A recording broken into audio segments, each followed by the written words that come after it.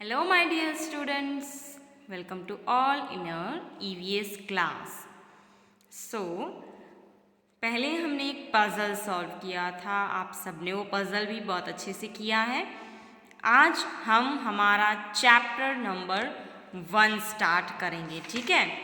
तो आप सबसे पहले अपने पेज नंबर 36 देखेंगे, ओके। आपकी जो वर्कबुक है उसमें पेज नंबर 36 पर यूनिट 4 में आवर फैमिली, उसमें क्या है, चैप्टर नंबर 1 है, रिलेशंस एंड रिलेटिव्स।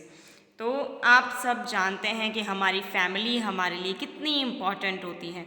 आपको अपने मम्मी पापा के बगैर कहीं भी मज़ा नहीं आता है ना। आपको अपने मम्मी पापा बहुत सबसे ज़्यादा अच्छे लगते हैं, आपके दादी दादा के साथ रहना आपको अच्छा लगता है ना। तो हमारी फैमिली के साथ रहना हमें बहुत ही अच्छा लगता है। तो आज हम अपनी फैमिली के बारे में जानेंगे, okay. So relations and relatives.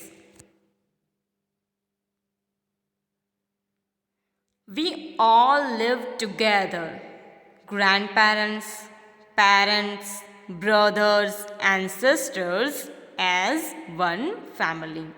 हम सभी लोग एक साथ रहते हैं, है ना। हमारी पूरी जो फैमिली होती है वो एक साथ रहती है। कौन कौन एक साथ रहते हैं?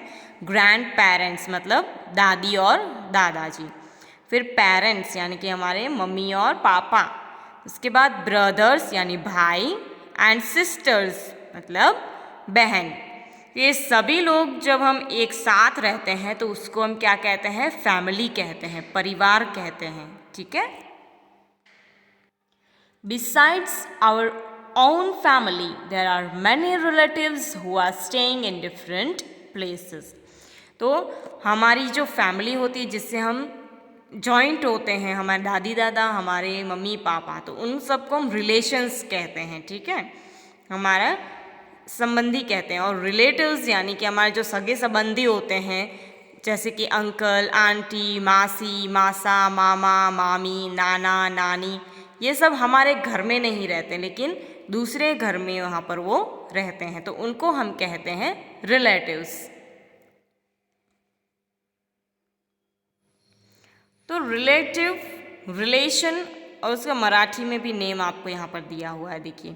रिलेटिव यानी आपके साथ उनका कौन है, रिलेटिव आपका सगे संबंधी कौन है। रिलेशन यानी कि आपसे उनका क्या संबंध है, ओके। चलिए, रिलेटिव में यहाँ पर है मदर्स मदर, मम्मी की मम्मी, तो उनको हम क्या कहते हैं?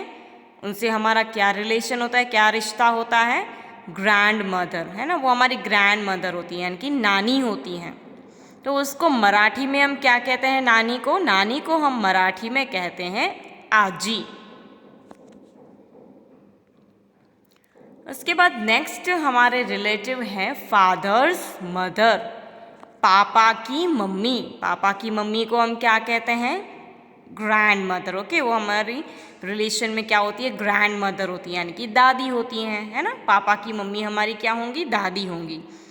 और दादी को मराठी के नेम में हम क्या कहेंगे? आजी कहेंगे, ओके। नानी को भी हम आजी कहते हैं मराठी में, और दादी को भी मराठी में आजी कहा जाता है। उसके बाद नेक्स्ट है मदर्स फादर, मम्मी के पापा। तो मम्मी के पापा को हम क्या कहते हैं? ग्रैंड फादर मतलब नाना जी, ठीक है। नाना जी को हम क्या कहेंगे? ग्रैंड फादर कहेंगे इंग्लिश में, और मराठी में उनको कहेंगे आजोबा। उसके बाद नेक्स्ट है फादर्स फादर यानी कि पापा के पापा। पापा के पापा को हम क्या कहेंगे? Grand father, okay. Grand father को क्या कहते हैं? दादाजी। और दादाजी को हम मराठी में क्या बोलेंगे? आजोबा। नेक्स्ट है मदर्स सिस्टर, मम्मी की बहन। तो मम्मी की बहन को हम क्या कहते हैं? आंट कहते हैं, ठीक है। और वो होती हैं हमारी मासी। मम्मी की बहन को हम क्या कहेंगे? मासी कहेंगे। और मासी को मराठी में कहा जाता है मौशी। क्या कहा जाएगा? मौशी।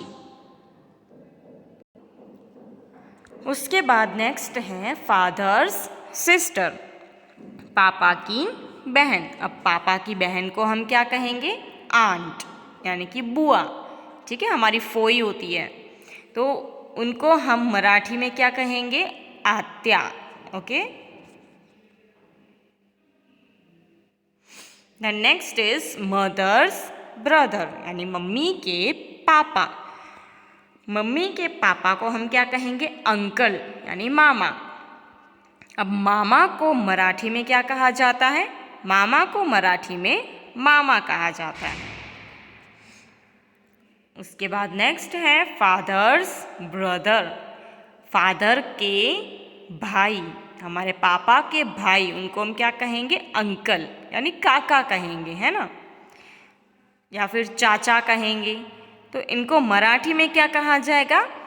काका कहा जाता है। तो ये सारे हमने रिलेटिव्स के नेम्स देखे हैं ना, कि हम उनको क्या कह के बुलाते हैं, हमारे रिलेटिव्स को, सगे संबंधियों को। Our uncles, our aunts and their children are all our relatives, their children are our cousins. तो जो हमारे अंकल होते हैं, जो हमारी आंटी होती है, और उनके जो बच्चे होते हैं, वो सब हमारे क्या होते हैं? रिलेटिव्स होते हैं, सगे संबंधी होते हैं। और जो अंकल और आंटी के बच्चे होते हैं, उनको हम क्या कहते हैं? कजिन कहते हैं। ओके, ये हमारे कजिन भाई होते हैं, भाई या बहन होते हैं। ओके, नाउ रिमेंबर, आपको इस चैप्टर में से याद रखने जैसी एक बात है, always love, respect, obey and help all the family members. आपको हमेशा आपके जो सारे फैमिली मेम्बर्स हैं, परिवार के लोग हैं, उन सब को बहुत प्यार करना है, उनका बहुत ही आदर सम्मान करना है, और उनको हर एक काम में हेल्प करनी है। ठीक है, मदद करनी है। सो आई होप आपको ये चैप्टर बहुत अच्छे से समझ में आया होगा, और आपको आपके फैमिली के बारे में भी पता चला होगा। Thank you so much all the students, and have a nice day to all.